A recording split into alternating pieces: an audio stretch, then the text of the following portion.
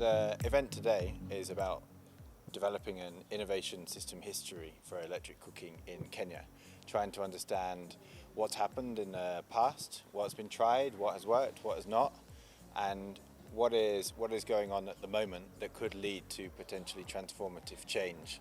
So we have taken a participatory approach.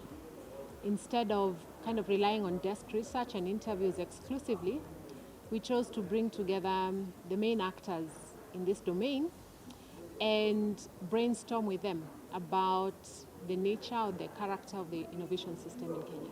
It was not only the first time the participants had participated in something like this, the first time we've ever run something like this. We began with the mapping exercise, so to identify the innovation system, actors, and the interactions between those actors, to identify the technologies that we could consider to be modern energy technologies, those that rely on electricity, and then to identify the nature of interactions between the actors in this space.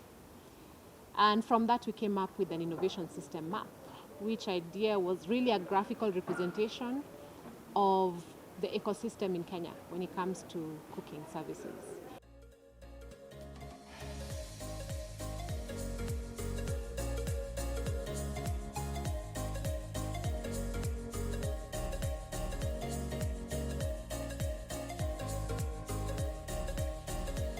One is the level of awareness on the negative impacts of the way we cook traditionally.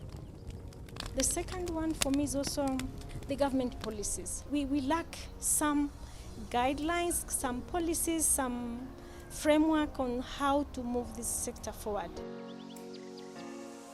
We did an innovation histories exercise, so trying to trace how this map has evolved over time, to identify the major events and processes that have occurred as early as the 70s to date that can inform our understanding on how cooking services in Kenya are evolving.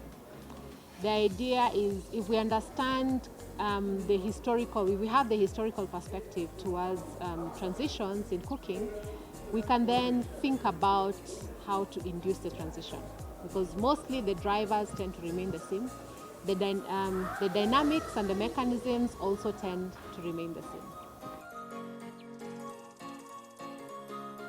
The government should probably see ways on how they can be able to reduce those taxes that are on the power usage, because if you look at, let's say if you buy tokens worth 1,500, 500 of it is going towards taxes.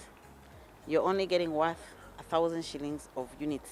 For example, in Tanzania now, the previous regime was all about campaigning for the natural gas that is mined in the southern part of Tanzania.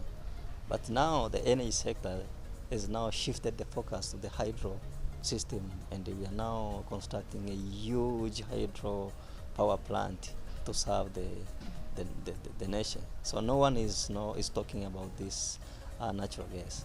So the energy sector itself, sustainability, depends on the political will of that particular time. What I got from this exercise today was really, in the entire value chain, we needed to identify what critical points we needed to intervene to bring the change we want.